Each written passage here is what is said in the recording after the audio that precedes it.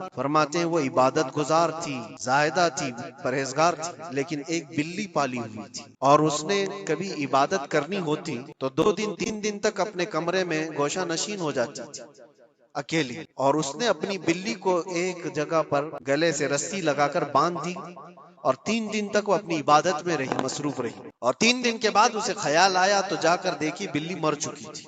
حدیث پاک میں صحیح حدیث ہے، اللہ کے نبی صلی اللہ علیہ وسلم فرماتے ہیں صرف اس بنیاد پر اللہ تبارک و تعالیٰ وہ عبادت کرنے والی عورت کو جہنم میں بھیج دیا۔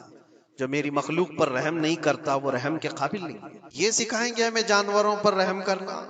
ہم جس جانور کو ذبح کرتے ہیں وہ اللہ کے حکم سے کرتے ہیں، اس کے علاوہ کسی بھی جانور کو ظلم کرنا، اللہ کے نبی صلی اللہ تعالی علیہ وسلم کی حدیثوں میں سے یہ ہے کہ جانور پر ظلم کرنا ذمی پر ظلم کرنے سے بڑا ہے۔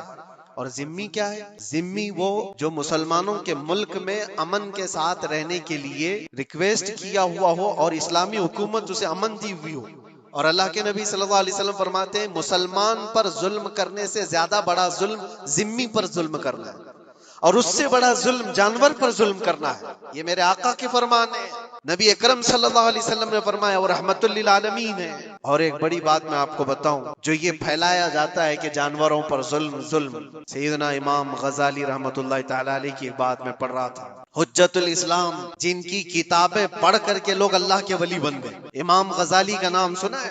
اتنی کتابیں انہوں نے لکھا، تصوف کے امام ہیں، علم کلام کے امام ہیں، منطق کے امام ہیں، فقہ و تصوف کے امام ہیں، بے شمار علوم و فنون کے دریا بہائے ہیں۔ حجت الاسلام امام غزالی رحمت اللہ علیہ کے انتقال کے بعد ان کے بھائی نے ان کو خواب میں دیکھا اور پوچھا آپ کے ساتھ اللہ نے کیا معاملہ فرمایا؟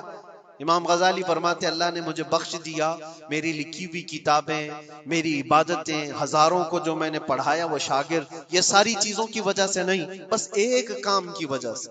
پوچھا وہ کون سا کام؟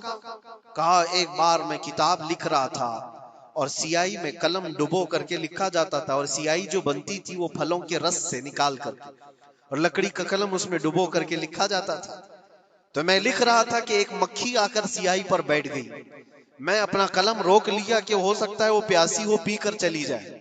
کافی دیر تک وہ مکھی اس سیاہی پر بیٹھی رہی، اور پی کر کے جب وہ اڑ گئی تو پھر میں اپنا قلم چلاتا رہا۔